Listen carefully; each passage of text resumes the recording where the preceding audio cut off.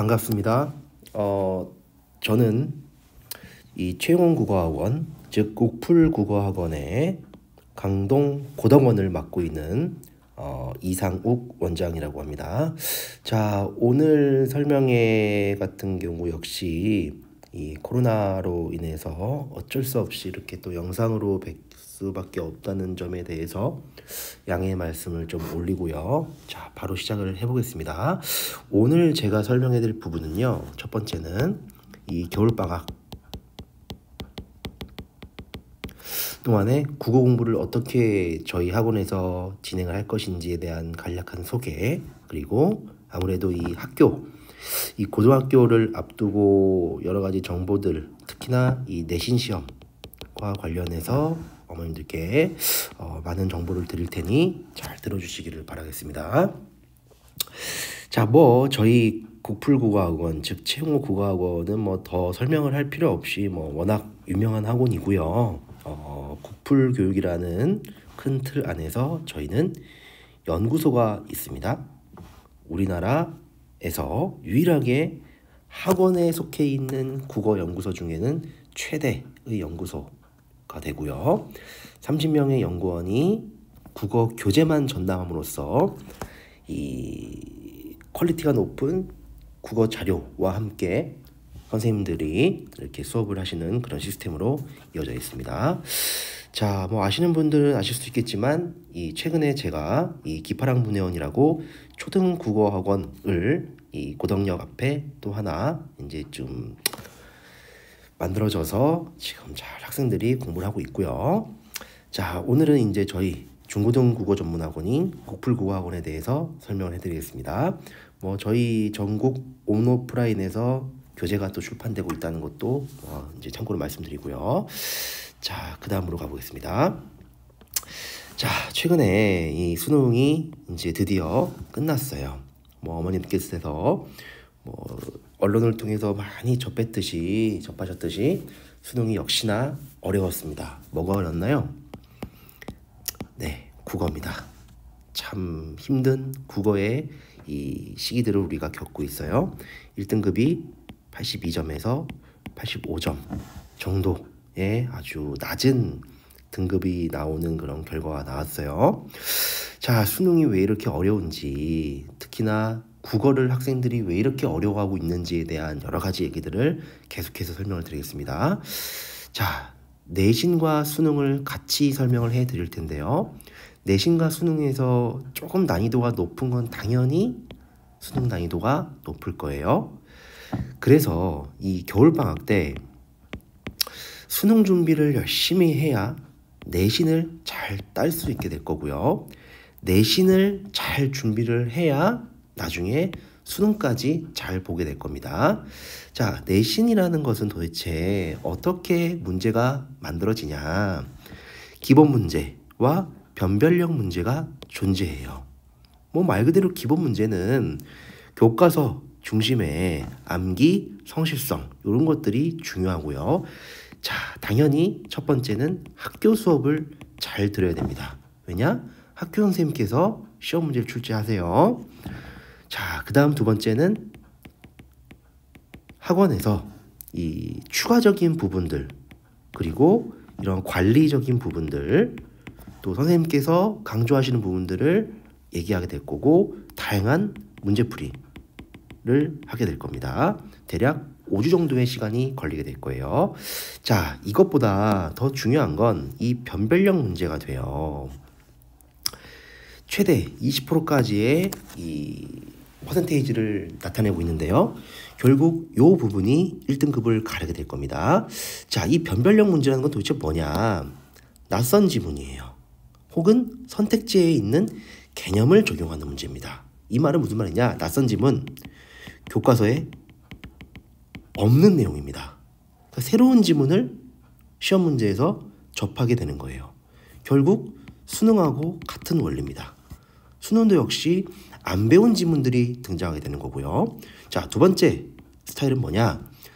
선택지에서 어떠한 개념을 줌으로써 이거를 우리가 배웠던 교과서의 내용과 적용을 시키는 문제, 이런 유형이 되겠습니다.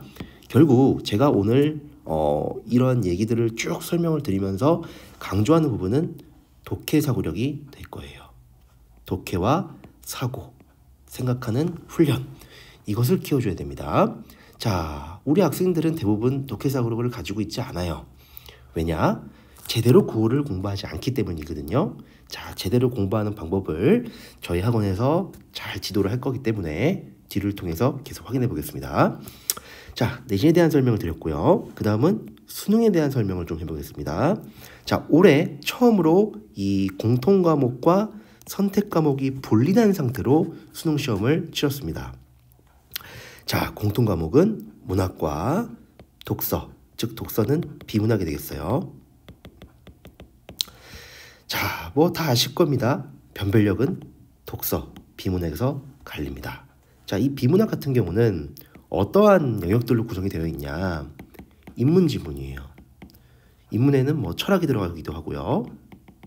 여러 가지 논리학 이런 것도 들어가게 되고요. 역사 등등 다양한 소재들이 사용되게 됩니다. 두 번째, 사회 지문이에요. 사회 지문에서 학생들이 가장 어려워하는 두 가지 영역이 있습니다. 법이에요. 또한 경제입니다. 자, 올해도 이 경제가 학생들에게 발목을 잡았을 거예요. 또한 철학에서 발목을 잡았습니다. 뭐 해겔의 변증법과 관련된 아주 어려운 지문들이 출제가 됐어요. 자, 세 번째는 과학입니다. 자, 뭐 과학은 알다시피 뭐 물리, 화학, 생물, 지구과학 이렇게 사용되고 있습니다. 자, 올해는 과학 지문이라기보다는 기술 지문이 출제가 됐어요. 자동차와 관련해서 출제가 되었었고요. 자, 이렇게 공통 과목이 있는데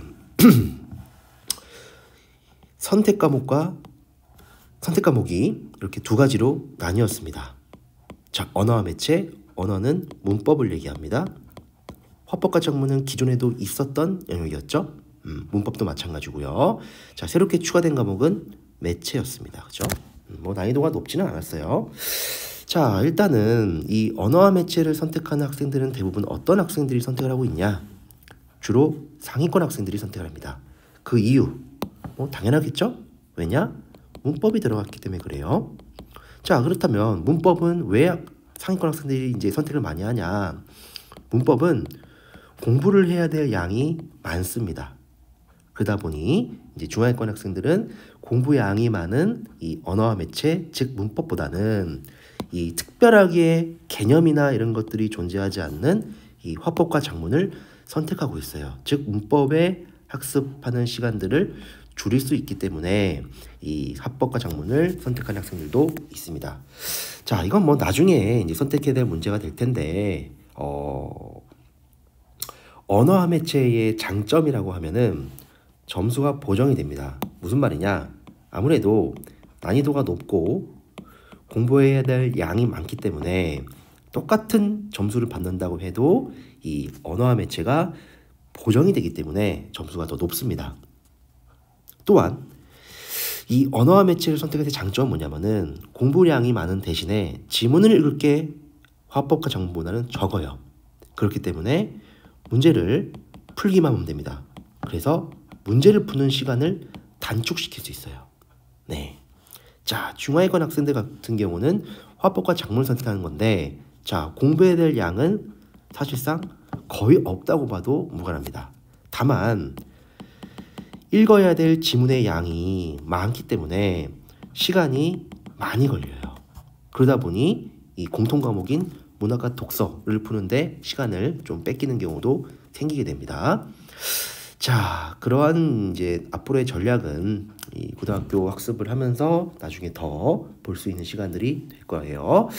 자, 그렇다면은 이 학생들이 국어를 왜 이렇게 계속 어려워하고 있느냐에 대한 현 실태, 즉 학습의 문제점에 대해서 말씀드리겠습니다. 자, 한 편의 시가 있어요. 학생들은 시를 쭉 읽을 겁니다. 네, 문제를 풉니다. 적절한 거예요. 자, 봅니다. 봐요, 봐요, 봐요, 봤어요. 답을 3번 딱 합니다. 그런 다음에 정답을 봐요. 그랬더니 틀렸어요. 그랬더니 우리 학생은 어떤 얘기하냐? 아, 맞다. 나 2번이라고 생각했었는데 헷갈렸었는데 하고 고쳐요. 이렇게 끝납니다. 자, 대부분 우리 학생들은 이 네이티브 스피커이기 때문에 5개의 선택지가 있으면 하나, 둘, 셋 그냥 지웁니다. 네, 당연히 틀렸기 때문이에요. 자, 2번과 3번 사이에서 고민을 해요. 그래놓고 3번을 골라요. 정답 봤더니 틀렸던 거예요. 아, 맞다 하고 끝납니다. 이게 가장 잘못된 우리 학생들의 국어 과목 공부 방법이에요. 자, 좀 아이러니하게도 국어 공부에 대한 제대로 된 학습을 우리가 알려면 수학 공부를 우리가 어떻게 하고 있는지를 알아야 됩니다. 자, 볼까요? 수학은요, 사실상 서술형 문제예요. 무슨 말인지 이해하시나요? 자, 객관식 문제가 있지만 이 문제를 내 손으로 직접 이 풀이 과정들을 쓰면서 답이 x가 1이 나와야 선택지 1번에 있는 1 골라낼 수 있습니다. 즉, 풀이 과정을 써야 돼요. 즉, 풀이 과정에서 틀렸던 오류를 내가 수정하면서 학습이 이루어집니다. 그래서 수학 역시 해설지를 보지 않고 끝까지 본인의 힘으로 문제를 해결하는 것이 필요합니다. 마찬가지로 국어 같은 경우는 지금 제가 말씀드렸다시피 대부분의 학생들은 3개를 지우고요. 2개 사이에서 갈등하다가 찍어요. 그냥. 절대 쓰지 않고 문제를 풉니다. 자, 지금 제가 보여드렸죠? 그냥 읽어요. 3번. 아, 틀렸네. 이런 식이에요. 대부분의 학생들은 우리 국어를 감으로 풉니다. 감으로. 자, 지금 같은 경우 이렇게 푸는 방식도 잘못되었지만 더 큰 문제를 말씀드릴게요. 자, 2번, 3번 중 헷갈렸는데 지금은 틀렸죠, 아까. 근데 더 큰 문제는 이게 지금 맞았을 경우예요. 3번으로 맞았다는 경우가 더 문제가 됩니다. 예? 왜 더 큰 문제가 되냐? 분명히 우리 친구는 2번, 3번 중에 고민했는데 2번에 대해서 헷갈렸던 부분들이 해결이 되지가 않았어요. 그러다 보니까 그냥 내가 문제는 맞았지만 분명히 틀린 부분이 있는데 그냥 넘어갑니다. 즉, 문제를 틀리면 해설지만 그냥 눈으로 또 읽어요. 읽고 끝납니다. 그래서 국어학습 역시 수학과 동일한 방식으로 이루어져야 되고요. 객관식 이 5개의 선택지를 찍는데 학습하는데 그치지 않고, 자, 핵심입니다. 저희 학원에 오면은 많이 쓸 거예요. 직접 쓰면서 학습할 겁니다. 수학에서도 풀이하는 그 과정이 중요하듯이 이 국어 같은 경우도 국어의 풀이 과정을 정확하게 내가 씀으로써 감이 아닌 분명히 정답이 있었다는 것을 인지하고 넘어갈 수 있도록 학습을 저희는 시키고 있습니다. 자, 그 다음 한번 가볼게요. 자, 잘못된 국어 방법 3가지가 있습니다. 첫 번째, 모의고사만 겁나게 많이 풀어요. 깊이가 없습니다. 가장 하기 쉬운 공부 방법이에요. 45문제를 80분 안에 모의고사를 매일 풀어요. 처음 풀었습니다. 88점. 그 다음 풀었습니다. 75점. 그 다음 풀었어요. 92점. 88점. 85점. 뭡니까? 그죠? 왜 그러냐면은 역시 이 틀린 문제 혹은 맞았던 문제에 대해서도 이 교정이 이루어지지 않기 때문에 제대로 된 공부 방법이 아니에요. 자, 수학 같은 경우는 계속 쓰면서 이제 문제를 풀기 때문에 고통스럽습니다. 하지만 국어 같은 경우는 지문을 읽고 그냥 풀기만 하기 때문에 굉장히 쉬운 학습법이다. 그래서 가장 잘못된 국어 학습이다 라고 말씀을 드릴 수 있겠습니다. 자, 2번째입니다. 해설지가 좋은 문제집을 사서 공부하는 방법이에요. 자, 수학처럼 이 국어 같은 경우도 해설지는 최대한 보지 않고 본인의 문제의 해결력을 키우는 방식으로 공부를 해야만 합니다. 지문 정확하게 읽어내야 되고요. 선택지에 대한 답의 근거를 정확하게 분석하는 것이 중요합니다. 해설지 좋은 거 아무리 읽어봐야 절대로 이 독해하는 능력, 생각하는 능력은 늘어나지 않아요. 세 번째, 인강 혹은 학원 수업을 열심히 듣는 경우 잘못됐습니다. 자, 열심히 듣는 거 중요하죠. 하지만 더 중요한 건 집에 가서 스스로 선생님께서 가르쳤던 거를 복습할 수 있어야 돼요. 스스로 내 힘으로 분석할 수 있어야 됩니다. 학원에서 배웠던 내용 그대로 분석할 수 있게끔 지도하겠습니다. 그 다음 페이지 갈게요. 자, 그렇다면 저희 이 교재는 그리고 이 국풀학습법은 어떻게 이루어지냐. 자, 시간편이 있어요. 선생님께서 수업을 아마 하셨을 겁니다. 그래서 우리 학생이 많이 필기도 했었을 거고 해요. 자, 집에 가서 선생님께서 설명했던 내용을 본인의 힘으로 이 시의 상황은 어떤지, 시적 과자의 정서 혹은 태도는 어떤지, 주제는 어떠한지 본인의 힘으로 이 글을 쓰면서 연습을 하게 될 겁니다. 이 과정이 사고력이 늘어나는 방법입니다. 자, 스스로 분석해야 됩니다. 스스로 분석한다는 얘기는 여러 번 읽어야 돼요. 이거 여러 번. 주제를 판단할 거고요. 자, 별표 한번 쳐보겠습니다. 낯선 지문을 해석하는 능력이 생길 거예요. 아까 말씀드렸죠? 내신 같은 경우에서 변별력을 늘리는 방법은, 즉 변별력이 있는 문제를 풀 수 있는 것은 낯선 지문을 읽어내는 힘이에요. 또한 감으로 대충 읽는 습관, 문제를 찍는 습관을 없애기 위해서라면은 지문 분석은 필수입니다. 그 다음 페이지 갈게요. 자, 두 번째 해야 될 것은 문제를 분석하는 거예요. 즉 이 말 역시 문제를 감으로 찍지 말자, 정확하게 분석하자 라는 것이 목표가 됩니다. 자, 저희 교재를 보시면 어떻게 구성이 됐냐. 정답률이 다 나와 있을 거예요. 그래서 80%의 정답률이 있었다. 근데 내가 5번을 골랐으면 난 큰일 났네요. 그죠? 자, 어떻게 되어 있냐. 자, 이 문제를 우리 학생이 2번을 골라서 맞았어요. 그래도 다시 풉니다. 어떻게 푸냐? A는 흑투성이 감자의 긍정적인 의미와 어울린다가 맞는지 틀리는지. 자, 적절한 문제이기 때문에 이 1번 선지는 틀렸겠죠? 그럼 여기 문장이 맞았다는 얘기는 여기가 틀렸다는 거예요. 즉 구부러진 삶의 부정적 측면과 어울린다. 여기가 틀렸다는 겁니다. 그죠? 자, 2번으로 정답을 골라냈거든요. 하지만 한 번 더 봅니다. 박스를 만들어 놨어요.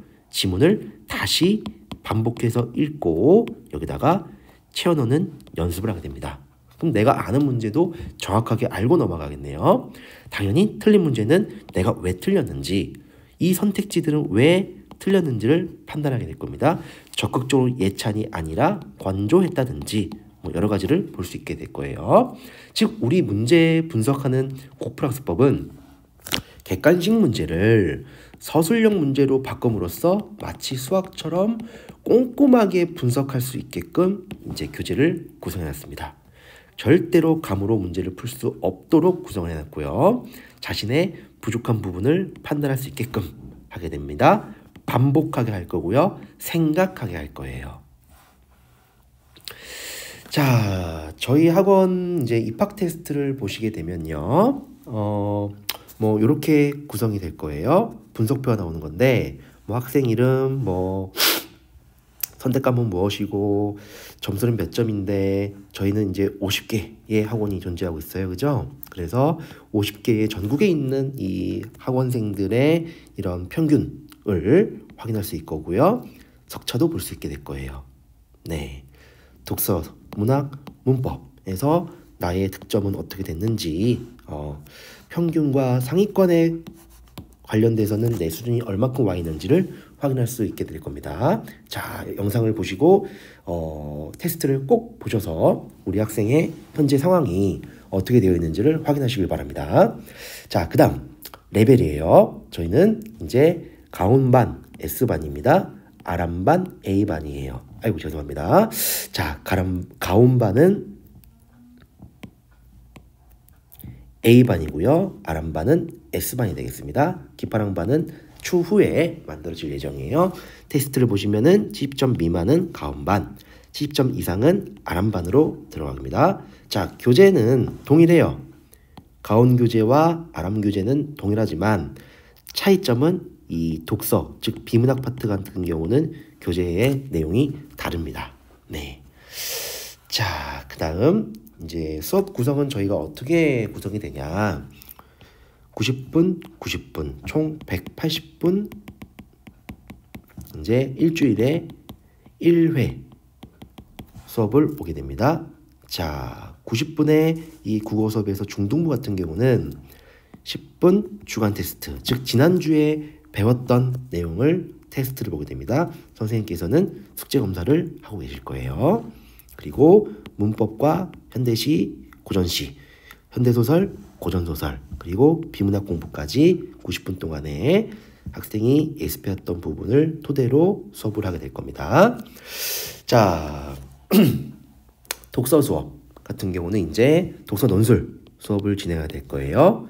이제 2주에 한 권의 책을 학생이 읽어오게 될 겁니다. 1주차 수업 때는 이제 신문사설도 들어가고요. 그리고 우리 선정도서와 관련된 배경지식도 수업이 되고요. 그리고 독서 퀴즈도 들어가게 됩니다. 1주차 수업을 끝나고 나면은 독후감을 써오게 될 거예요. 노트에다가 독후감을 써오게 될 거예요. 자, 2주째 수업입니다. 역시 신문사설, 그리고 창의통합이라고 토론과 추론 수업도 들어가요. 논술 들어가게 될 겁니다. 자, 1주차를 하고 난 다음에는 독후감을 썼지만 2주차 같은 경우는 이제 논술을 써오게 될 거예요. 논술 다시 쓰기도 진행됩니다. 혹은 클리닉을 통해서 부족한 부분들을 채워줄 거예요. 자, 클리닉 같은 경우는 이제 어떤 걸 의미하냐? 이제 주간 테스트를 아까 본다고 말씀드렸죠. 그래서 10점 이하가 되면은 이제 통과를 하지 못한 거예요. 그래서 남아서 재시험을 보는 시간들이 60분 내외로 이루어지게 될 겁니다. 혹은 숙제 검사를 했는데 우리 학생이 숙제를 제대로 안 해온 것 같다는 느낌을 선생님께서 받아요. 예를 들면 제대로 분석해오지 않고 감으로 찍었어 라는 것들이 보이면 숙제를 다시 지킵니다. 즉 페널티의 개념으로 보시면 될 것 같아요. 그 다음 페이지 가겠습니다. 자, 고등부 같은 경우는요. 역시 180분 일주일에 1회 수업입니다. 큰 틀은 비슷해요. 클리닉 같은 경우는 주간 테스트가 떨어지거나 숙제를 제대로 하지 못한 학생들을 통해서 이제 재시험 혹은 숙제를 다시 하는 그런 시간들이 될 거고요. 자, 1교시 60분인데 주간 테스트 역시 지난주에 배웠던 걸 토대로 테스트를 봄으로써 복습하게 될 겁니다. 선생님께서는 숙제 검사를 하고 계실 거고요. 자, 일단 1교시에는 지난주에 숙제했던 것을 토대로 학생들이 어려했던 내용 중심으로 해설 수업이 들어갑니다. 그 다음 2교시에는 문법, 시, 3교시에는 소설, 비문학 이렇게 개념과 함께 문제를 해설하는 시간들이 있을 거예요. 이런 수업을 통해서 숙제는 1일차, 2일차, 3일차, 4일차, 5일차로 구성이 되어 있거든요. 똑같은 방식으로 본인의 힘으로 낯선 지문들을 풀게 교재를 구성해놨습니다. 자, 말씀드렸다시피 중등부 같은 경우는 이제 주 5일과제 구풀 교재가 2주에 한 권이 됩니다. 다양한 내용들로 이제 구성이 되어 있을 거예요. 자, 고등부 같은 경우는 좀 양이 많아요. 일주일에 한 권이 숙제입니다. 네. 뭐 처음에야 조금 이제 양이 버거운 학생들이 존재하는데 시간이 지나면 금방 적응을 하게 될 겁니다. 오히려 선생님께서 클리닉을 통해서 주중 클리닉이 있을 거거든요. 주중 클리닉을 통해서 더 많은 자료 혹은 더 많은 문제풀이 이런 것들 혹은 숙제하면서 몰랐던 것들을 질문하는 시간 등이 있을 거예요. 자, 저희 학원의 가장 큰 장점이라고 하면은 첫 번째는 교재일 거고요. 두 번째는 관리입니다. 네, 겨울방학에는 특히나 이 주 5일까지 이 구풀 과제를 최대한 완벽하게 관리할 겁니다. 무슨 말이냐? 5일 동안의 이제 숙제 그래서 월요일 날, 화요일, 수요일, 목요일, 금요일 나눠서 숙제를 하게 될 텐데 학생은 매일 숙제를 저희 홈페이지에다가 찍어서 업로드해야 됩니다. 자, 예를 들면 월요일 밤 12시가 됐는데 올라가지 않았어요?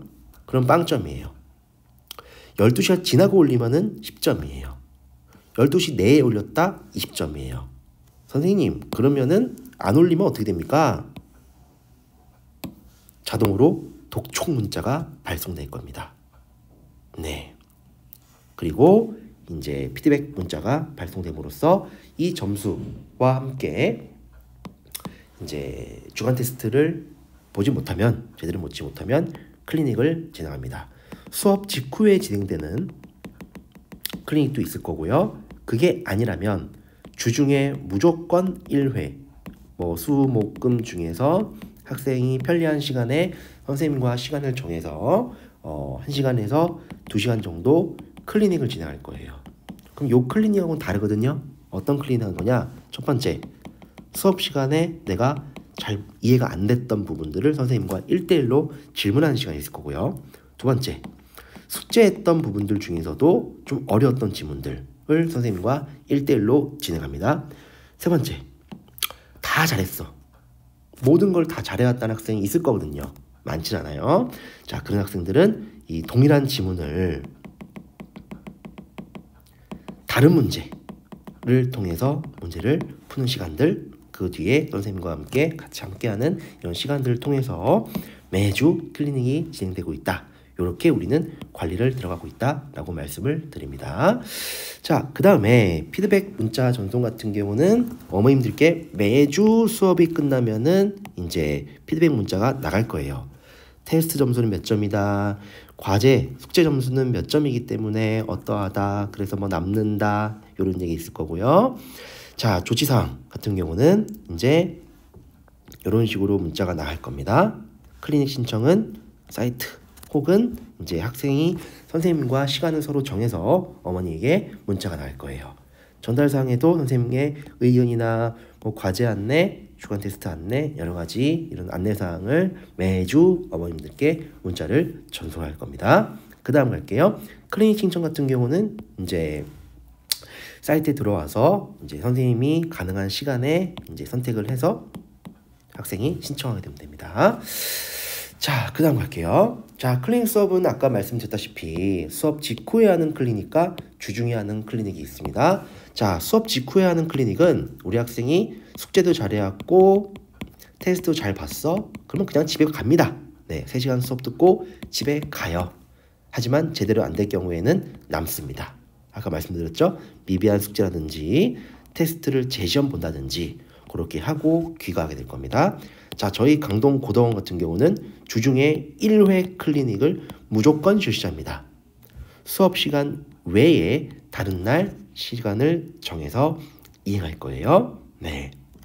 부족한 부분이라든지 여러 가지 교재를 통해서 수업을 한다든지 모의고사도 가끔 푸는 경우가 있을 거예요. 아까 제가 모의고사는 잘못된 공부다, 너무 쉬운 공부 방법이기 때문에 저희는 잘 진행하지는 않지만 그래도 가끔 이제 시간 관리 이런 걸 위해서라도 풀리는 경우가 있을 거예요. 자, 그 다음 가겠습니다. 자, 클리닉 교재들은 이런 것들을 활용해서 진행하게 될 겁니다. 네. 자, 이제 내신 관련된 얘기를 말씀드리면 되겠네요. 자, 저희는 양과 질을 갖춘 내신 교재를 가지고 있어요. 그래서 교육특구의 기출문제들, 즉 저희는 50개의 학원이 있기 때문에 연구소에서 고난도 문제를 이제 취합해서 만들게 될 겁니다. 당연히 연구소에서 만들게 되는 거고요. 자, 학교별 전문 강사 선생님들이 이제 내신 수업을 집중적으로 진행할 거고요. 빈칸 테스트 통해서 서술형, 논술형 대비를 계속 암기할 수 있도록 관리할 겁니다. 네, 됐죠? 자, 그 다음으로 이제 저희 커리큘럼이 이렇게 쭉 있어요. 겨울방학 때 진행되는 커리큘럼입니다. 자, 설명회를 들으시고 저희 학원에 방문을 해주시고 한다면 이 자료집을 나눠드릴 예정입니다. 자, 시간표 같은 경우 역시 이렇게 구성이 되어 있기 때문에 테스트를 보시고 난 다음에 본인에게 맞는 시간대로 오시면 될 것 같습니다. 고3 역시 커리큘럼이 갖춰져 있으니 확인하시면 될 것 같습니다.